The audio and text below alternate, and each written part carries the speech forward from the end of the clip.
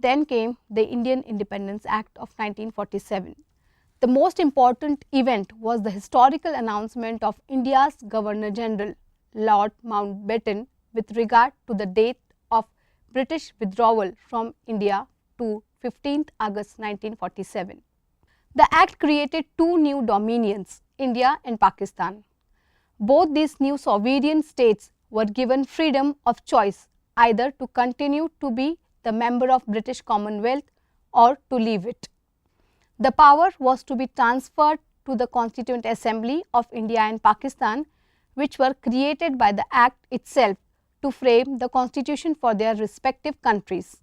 And until the new constitution, both the new dominions were required to conduct their affairs at the central as well as provincial level, according to the Government of India Act 1935. There were 562 princely states at the time of partition.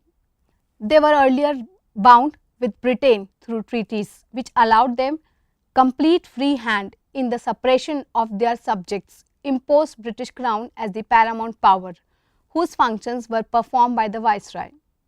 The British paramountcy on the princely state lapsed on 15th August 1947.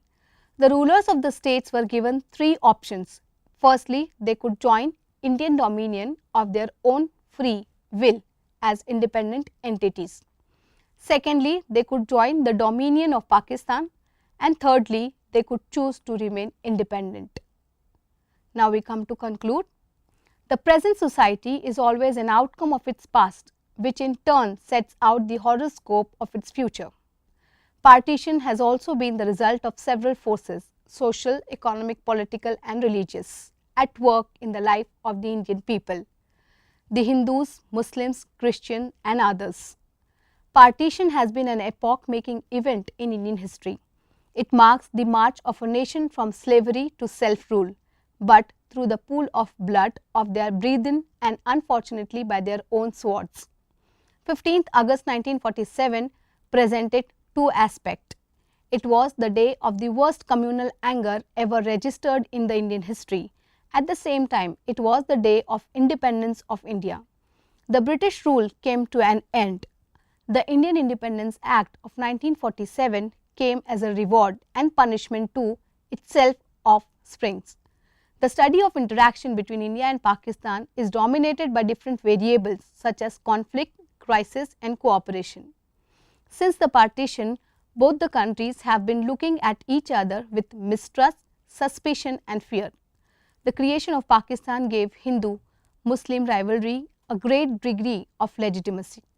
Unfriendliness, communal riots, migration, refugees, loss of property and so many other burning issues caused by the haste with which partition took place added to already existing bitterness. After partition, India and Pakistan have never settled down in accommodation and amity.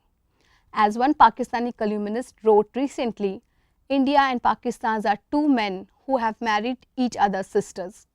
If one mistreats his wife, he should be sure enough that his sister will face the same treatment and problem in her husband's house. In spite of the best wishes of the leaders of both the sides since the partition of the country, the hostility between India and Pakistan has not been lessened. Rather, India and Pakistan have been embroiled in such endless dispute that the word peace is not found in the history of India and Pakistan relations.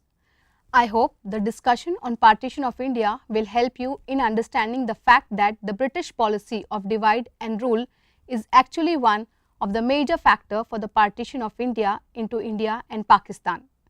The other factor is both countries should learn to live in peace without disturbing the peace of others. Thank you.